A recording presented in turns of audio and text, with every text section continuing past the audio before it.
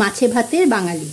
তো মাছ ছাড়া আমাদের কিন্তু একদমই চলে না, রোজকার পাতে মাছ চাই। আর আজকে আমার ফ্রিজে একটুও মাছ নেই, খালি মাছের ডিম কটার পড়ে রয়েছে। কিন্তু তাই ভাবলাম নাই মামার থেকে কানা মামাই ভালো, মাছ না রইল তো মাছের ডিমটাকেই বানিয়ে ফেলি, একটু আঁচটে গন্ধ তো পাওয়া যাবে। তো তাই এই মাছের ডিমটা আমি রান্নাটা করে ফেললাম তাড়াতাড়ি করে।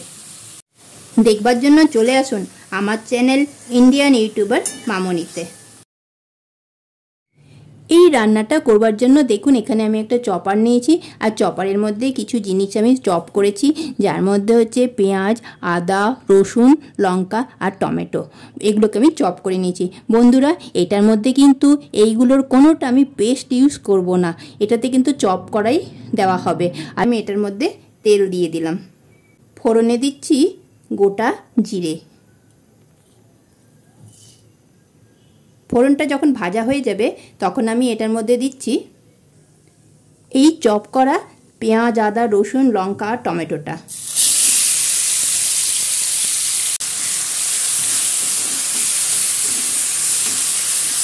দিয়ে একটু ভেজে নেব। এইটা যখন একটু একটু ভাজা মতো হয়ে গেছে তখন আমি এটার মধ্যে দিচ্ছি এই যে আলু ভাজার মতো করে কেটেছি, দেখুন আলুগুলোকে আমি দিলাম। এই রান্নাটাতে কিন্তু আলু ভাজার মতো করে কেটেই আলুগুলো দেবেন, তাহলে দেখতেও ভালো লাগবে। এরপরে এর মধ্যে আমি একটু ভাজা হওয়ার পর সব শুকনো মশলাগুলোকে অ্যাড করব। তো যাতে তাড়াতাড়ি নরম হয়ে যায় প্রথমে, সেই জন্য আমি এটার মধ্যে একটু নুন দিয়ে দিচ্ছি। নুনটা দিলাম, হাফ চামচ হলুদ দিলাম, 1 চামচ জিরের গুঁড়ো, 1 চামচ ধনের গুঁড়ো। এবার এটাকে ভালো করে কষিয়ে নেব, মশলাটা যাতে না পুড়ে যায় সেই জন্য আমি একটুখানি জল দিয়ে দিচ্ছি।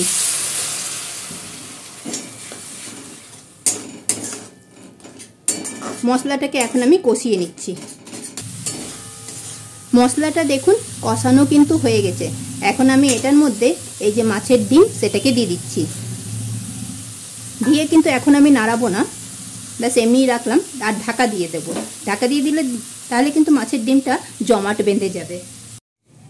1-2 মিনিট আমি ঢেকে রেখে দিয়েছিলাম, তাতে দেখুন মাছের ডিমটা কিন্তু অনেকটাই হয়ে এসেছে, সাদা মতো হয়ে গেছে, অনেকটাই হয়ে এসছে। এবার মাঝখানে এইটুকু জায়গা দেখছেন তো কালারটা চেঞ্জ আছে, তার এইটুকু জায়গা হয়নি। এখন আমি এটাকে উল্টে দিলাম, ভেতরটা কিন্তু এখনো হয়নি, আমি তাই আবার একটু এটাকে আমি ঢেকে দিচ্ছি। মাছের ডিমটা অনেকটাই কিন্তু ভাজা হয়ে গেছে। এখন আমি এটাকে এই রকমভাবে পিস পিস করে কেটে নেব, গুঁড়ো কিন্তু করব না, পুরো বেশি কিন্তু ভাঙবো না, এরকম যাতে পিস পিস করে কাটা হয়।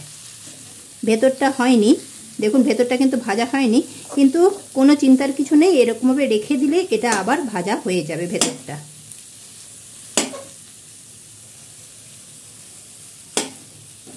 এরকমভাবে পিস করে দিলাম, পিস করে এটাকে আমি এখন নেড়ে চেড়ে নিচ্ছি। আর এটার মধ্যে আমি একটা জিনিস অ্যাড করছি, সেটা হচ্ছে ক্যাপসিকাম।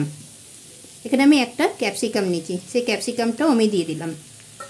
বন্ধুরা, আমার ভিডিওটা দেখতে দেখতে আপনারা একটা প্লিজ লাইক করে দেবেন।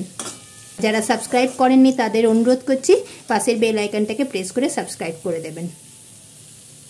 এবার এটাকে আমি আবার ঢাকা দিয়ে দেব।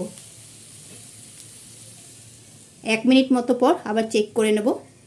1 মিনিট পর চেক করে দেখলাম দুর্দান্ত স্বাদের ক্যাপসি ফিশ এগ কারি কিন্তু তৈরি হয়ে গেছে। আপনারাও বন্ধুরা তাড়াতাড়ি দেখে বাড়িতে বানিয়ে ফেলুন।